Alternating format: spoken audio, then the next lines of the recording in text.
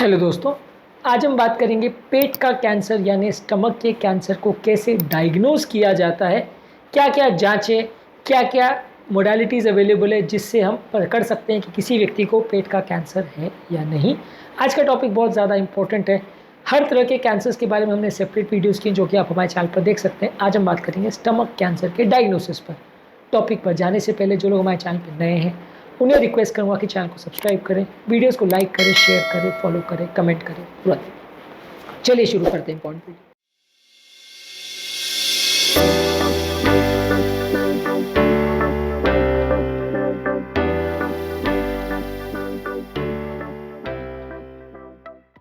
सबसे पहला एक detail family history, personal history और पेशेंट की प्रॉपर सिम्टम्स की एक हिस्ट्री लेना ज़रूरी है, जिसमें पेशेंट को क्या लक्षण है, क्या रिस्क फैक्टर्स है, या उसको क्या क्या प्रॉब्लम्स हो रही है, क्या क्या इश्यूज हैं, ये सारी चीज़ों को असेस करना ज़रूरी है।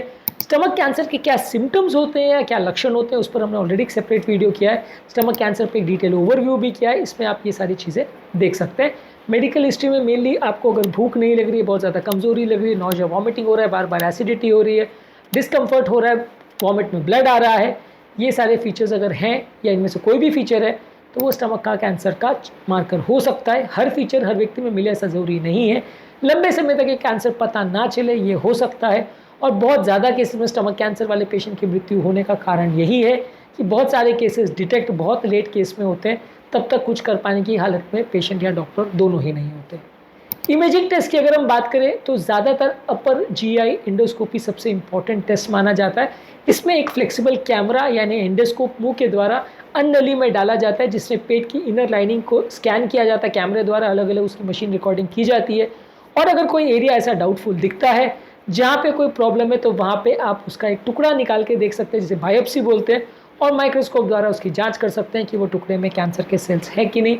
किसी भी तरह के पेट कैंसर के लिए सबसे ज़्यादा इंपॉर्टेंट जांच बायोप्सी को माना जाता है। और पेट के कैंसर यानी स्टमक के कैंसर के लिए सबसे पहला डायग्नोसिस जो किया जाता है वो एंडोस्कोपी है। एंडोस्कोपी सिंपल टेक्निक है, ज़्यादातर हॉस्पिटल में 5-6 हज़ार में हो जाता है। सिंपल 5-7 मिनट के अंदर हो जाता है। पेट में एक ट्यूब डालना पड़ता है, मशीन पर फोटो आ जाती है और डिटेक्ट करना काफ़ी ईजी होता है। जहाँ तक सवाल है बायोप्सी का, ज़्यादातर किसी भी कैंसर के डायग्नोसिस को बिना बायोप्सी द्वारा कर पाना और उसके टाइपिंग को, स्टेजिंग को समझ पाना बड़ा मुश्किल होता है। बहुत सारे तरह के कैंसर्स में अलग अलग तरह के सिम्टम्स, फीचर्स या प्रॉब्लम्स मिलती हैं।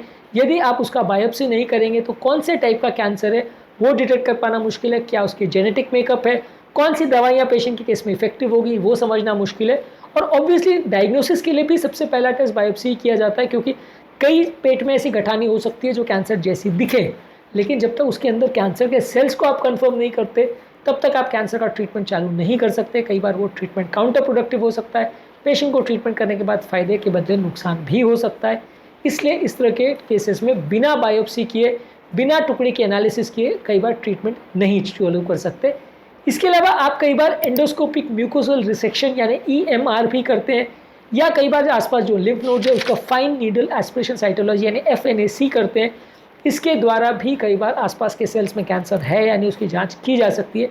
ये दोनों भी एंडोस्कोपी द्वारा की जाने वाली ही प्रोसीजर्स है, उसमें काफ़ी मदद मिलती है जानने के लिए कि कैंसर है या नहीं और कैंसर आसपास के स्ट्रक्चर्स में पहुंचा है या नहीं। इसके अलावा स्कैनिंग द्वारा आप पेशेंट का CT स्कैन कर सकते हो, पेशेंट का MRI स्कैन कर सकते हो। इसमें पेट में कैंसर है या नहीं, लगभग कैसा है, आसपास के स्ट्रक्चर्स में फैला है या नहीं, कितने टिश्यूज़ को इन्वॉल्व किया, ये सारी चीज़ों के बारे में जानकारी मिल जाएगी, जिसके बेसिस पे आप कैंसर की स्टेजिंग कर सकते हैं और कैंसर का ट्रीटमेंट स्ट्रैटेजी प्लान आउट कर सकते हैं। इसके अलावा आप करते हो पेट स्कैन यानी पॉजिट्रॉन एमिशन टोमोग्राफी स्कैन। इसमें बेसिकली सेल्स का मेटाबॉलिक एक्टिविटी देखा जाता है, जिससे आप ये समझ सकते हैं कि कैंसर आसपास के टिश्यू में स्प्रेड हुआ है कि नहीं। क्योंकि कैंसर के सेल्स का मेटाबॉलिज्म जो है यानी उनका कोई चीज़ को खाने का या कोई चीज़ को न्यूट्रिएंट्स को ऑब्जॉर्व करने की स्पीड ज़्यादा होती है, कि उनकी भूख ज़्यादा होती है। ये भूख की वजह से जब आप पेट स्कैन करते हो तो ये सेल्स थोड़े अलग तरह के दिखते हैं, ये ज़्यादा एक्टिव सेल्स दिखते हैं, जिसकी वजह से पेट स्कैन में आप जब ट्रेसर उसमें डालते हो तो वो डिटेक्ट हो जाता है कि कैंसर सेल्स कहाँ कहाँ पे।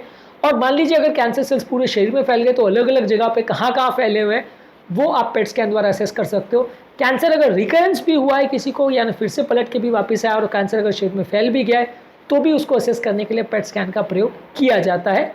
इसके अलावा पुराने ज़माने में अपर GI एक्सरे किया जाता था, जिसमें एक कॉन्ट्रास्ट पेशेंट को पिला के उसका एक एक्सरे करके उस पर मशीन की फ़ोटो आ जाती थी और उस पर डिटेक्ट कर सकते थे। पर आजकल एंडोस्कोपी इतना ईजीली अवेलेबल है, सीटी स्कैन इतना ईजीली अवेलेबल है कि ज़्यादातर एक्सरे स्कैनिंग या बेरियम स्वॉलो ये सब उतना ज़्यादा लोग नहीं करते, लेकिन फिर भी एक वैलिड तरीका है बड़े साइज़ के कैंसर को डिटेक्ट करने के लिए। डेफिनेटली ये समझने की ज़रूरत है कि बेरियम स्वॉलो इतना ज़्यादा इफेक्टिव नहीं है, इसलिए आप इसमें बहुत छोटे छोटे साइज़ के कैंसर नहीं डिटेक्ट कर पाएंगे। ज़्यादातर जब कैंसर बहुत फैल चुका होगा तभी आप इसको डिटेक्ट कर पाएंगे। तो आज के टॉपिक में हमने बात करी स्टमक यानी पेट के कैंसर को कैसे हम डिटेक्ट करते हैं, कैसे डायग्नोज करते हैं, उस पर हमने एक विस्तृत चर्चा करी। इसके अलावा स्टमक कैंसर की क्या सिम्टम्स यानी लक्षण क्या होते हैं, क्या उसका ट्रीटमेंट होता है, क्या उसकी स्टेजिंग होती है और उसके ओवरव्यू पर हमने सेपरेट वीडियोस किए। ये हमारे चैनल पर अवेलेबल है, आप इन्हें चेकआउट कर सकते हैं। उम्मीद करूँगा कि आज के टॉपिक में कुछ नई बातें जानने को मिली होगी। जो लोग हमारे चैनल पर नए हैं उन्हें रिक्वेस्ट करूँगा कि चैनल को सब्सक्राइब करें, वीडियोज़ को लाइक करें, शेयर करें, फॉलो करें, कमेंट करें, पूरा देखिए।